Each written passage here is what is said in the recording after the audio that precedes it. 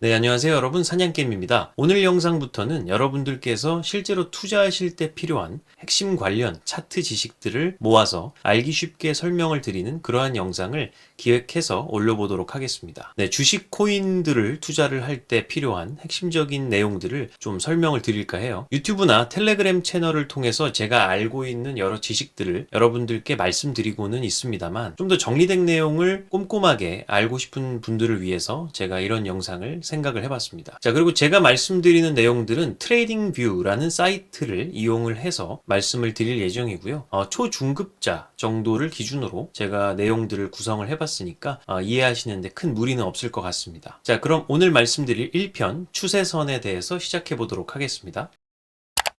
자, 추세선에는 총 두 가지 종류가 있습니다. 첫 번째는 상승 추세선, 그리고 두 번째는 하락 추세선이죠. 이 비트코인의 일봉 화면을 직접 같이 보시면서 함께 작도를 해보겠습니다. 자, 상승 추세선이라는 거는 이렇게 저점들을 연결한 선을 의미를 합니다. 상승하려는 힘이 강하기 때문에 저점이 점점 높아지는 이러한 특성을 보여주는 것이죠.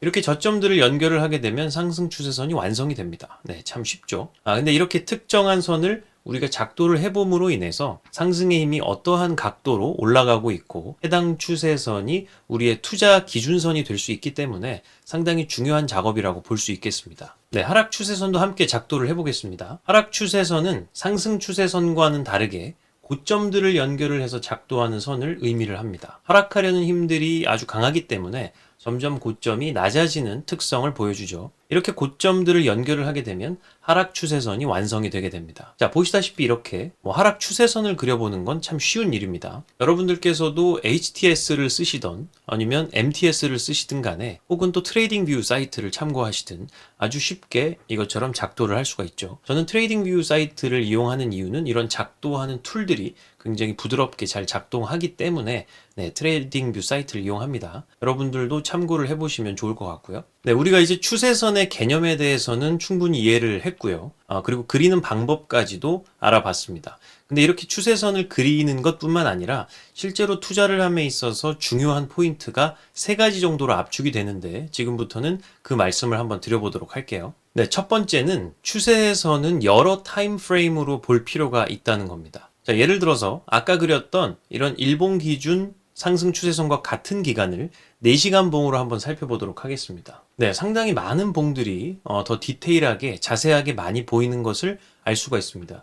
이 안에서는 우리가 또 여러 추세선들을 찾아볼 수가 있어요. 예를 들어서 이렇게 저점과 저점을 연결하는 이러한 추세선을 또 하나 만들어 볼 수가 있겠죠. 그리고 고점과 고점을 연결하는 이러한 하락 추세선도 만들어 볼 수가 있을 겁니다. 자, 좀 더 디테일하게 투자에 임하고 싶으시거나 짧은 기간 안에 결과를 맛보고 싶으신 분들은 일봉, 그리고 4시간 봉, 1시간 봉을 기준으로 다양한 타임프레임 안에서 추세선을 그려보시는 이런 연습을 해보시면 좋을 것 같습니다. 자, 그리고 두 번째, 추세선은 최초 지점으로부터 최소 2회 이상 지지 혹은 저항 테스트를 보고 진입하는 것이 좋습니다. 테스트가 특정 지지저항선에서 잘 일어난다면 해당 구간을 동일하게 살펴보고 있는 투자자들이 많다는 것을 의미를 하고요. 물론 그걸 역이용하는 세력들의 패턴도 있습니다만 그건 지금 말씀드릴 건 아닌 것 같고 나중에 다른 심화 영상에서 말씀을 드려보도록 할게요.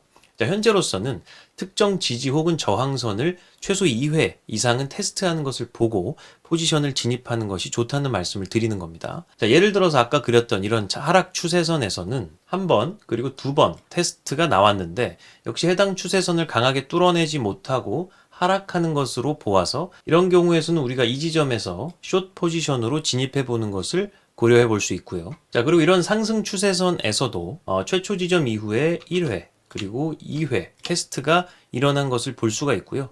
이러한 2회 테스트 지점에 진입하는 것을 권장을 합니다. 물론 좀 더 공격적으로 들어가시려면 이렇게 1회 테스트 지점에서 반등하는 걸 파악하고 롱으로 들어가도 가능은 합니다만 근데 이때는 상황마다 여러 가지 지표들을 같이 겹쳐서 보면서 들어가는 것이 더 좋다고 할 수 있겠어요. 자, 그리고 마지막 세 번째입니다. 추세선의 리테스트는 진입 지점으로 매우 유용합니다. 아까 이 지점들을 이렇게 뚫으려고 하는 것을 테스트라고 했고요. 이 지점을 뚫은 이후에 다시 해당 추세선으로 회귀하려는 이러한 움직임들을 리테스트 움직임이다 라고 합니다. 자, 예를 들어 이런 하락 추세선에서 하락 추세선을 처음 상방 돌파를 했다고 해서 이때 즉시 추격 매수를 하시는 분들이 꽤 계세요. 근데 이거는 손익비가 별로 좋지 않고 승률도 꽤 낮은 진입 타점이라고 할 수 있습니다. 보통은 이러한 하락 추세가 가파르게 되면 매도 물량을 소화할 시간이 필요하게 돼요.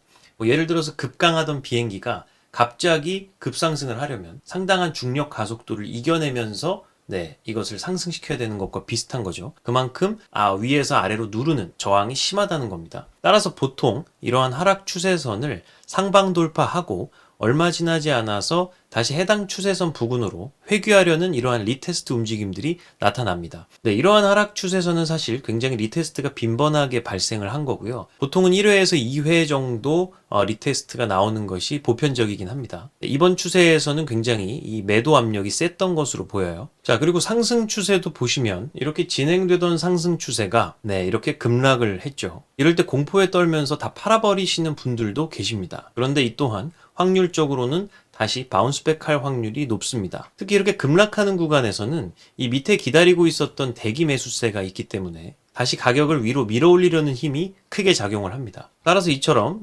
상승 추세선까지 다시 회귀하려는 움직임이 나타나는 경우가 많죠. 이것도 1차 리테스트 그리고 2차 리테스트로 볼 수가 있습니다.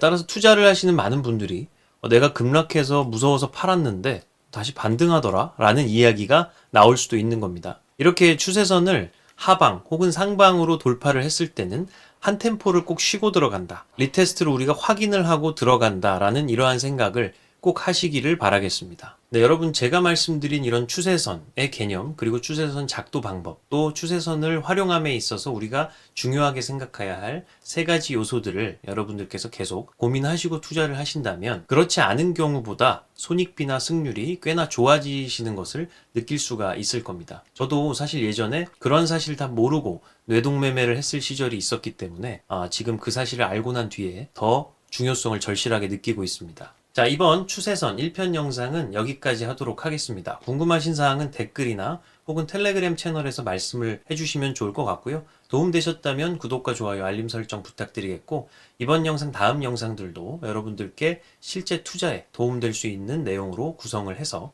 업로드를 해보도록 하겠습니다. 자, 지금까지 사냥게임이었습니다. 여러분 감사합니다.